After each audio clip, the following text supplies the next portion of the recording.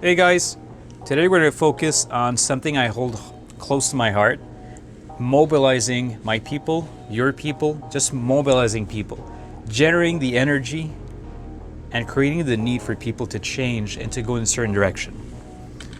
The three common mistakes that you're going to make, that I've made, and I keep making when I don't watch out what I'm doing. I mean, these common mistakes are only human. Sometimes we lack the ability or the focus or the energy or the time sometimes to even validate what our people are going through. For the same reasons, we're not always being authentic because we feel we have an agenda to run.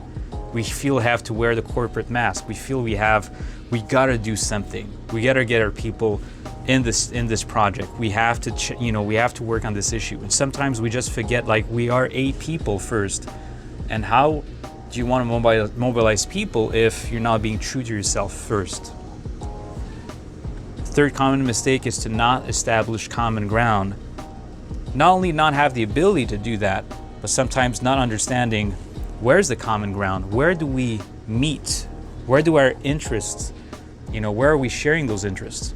So these three common mistakes are typically the ones that you're gonna make, that I make.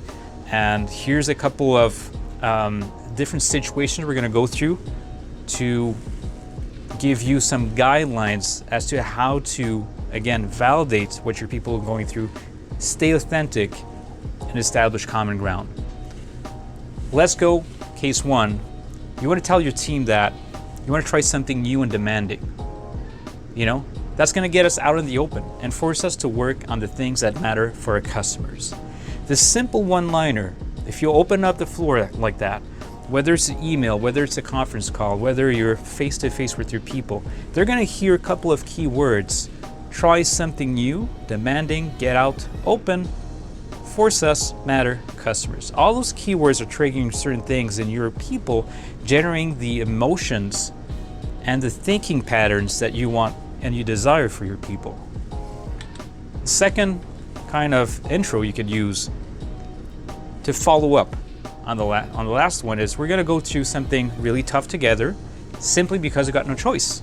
The only way we'll be able to make it is together. Sounds corny, it feels corny, only if you're not being authentic. If you're being true, serious, and honest about it, it won't feel corny, all right?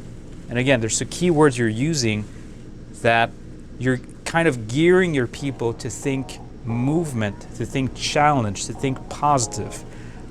And when you have to look at it like simply no choice, only way to make it together. It sounds negative when you say simply no choice, but it finishes on a really positive note to say the only way is together. So you have to gauge what type of emotions you want to generate. Urgency while staying positive. If you want to follow up on that, you might as well say now, there's always rumors. So I've heard the rumors and I want to confirm that it's true. We're going to make some changes. However, the solid truth, which hasn't been shared, is that these changes are going to help us on the long run. Like, give me a chance to explain how. There's always going to be rumors. I think that's one way to, address those up front and then to be able to open up the floor. If you don't even know what the rumors are, great opportunity to open up the floor. Like, okay, what type of rumors have you guys heard? Because I've heard my share. What's your share? Here's the truth. And again, those keywords you're using, tough, changes, subtle truth, help us. Give it a chance. If you want to follow up on that one, you might as well add, our strategies have failed so far. If you admit defeat, admit failure, you're opening up the floor for something different. Until you admit failure, and even epic failure, until you don't admit that, people are going to fight. If you admit failure, instantly people are open to something new. Well, since we've accepted failure, let's win. So this is a change we want to make, and when and kind of off script here, but if you're saying I haven't been properly consulted, I think we didn't consult you guys. Again, you're admitting that you didn't do it right. So those keywords, and I think the best people out there are the ones admitting failure to their people and allowing them to recover together as a team. Now, sometimes things are just broken, right? So you need people to fix it. You reach out to your people, you go like, guys, you know what's broken. I don't know what's broken. You guys know what's broken. Now, help me fix it. And fix it for your customers. Now you're giving power to your people to fix it instead of coming up with a pre-planned proposal. And I've done that, and I still do it without even knowing it. It's a reflex when you try to lead people to come up with a proposal, and then it just kicks, they kick it back in your face, which is just normal because the solutions are in their hands most of the time. And what if you always reach out to people and say, we're going to book something. You're going to receive an invitation. There's going to be a workshop. But I'm not going to wait that long. Let's start now. What's on you guys' mind? And you start a round table, whether it's Kevin, John, Mary, who cares? You need to start a round table. And it's not who cares about the persons, who cares about the name. It's essentially you want to talk to your people. So if you start the round table, it's actually going to be able to calibrate and allow you to organize a workshop targeted for what these guys want to work on. Don't set up a workshop and get to a workshop and do a roundtable discussing like what should a workshop be about. Talk to your people first. So again, all those key words, being, validating what's going on with your people, being authentic, establishing common ground, all of those kind of one-liners will help you guys. Let me move that about. All right. Okay, so all these things are going to help you guys screen capture it, share it with anybody you know. And, hopefully it's helping you guys because it's helping me. And again, it's an ongoing challenge when you lead people. There's tips on the road I'm going to share really quickly. Don't wait for feedback.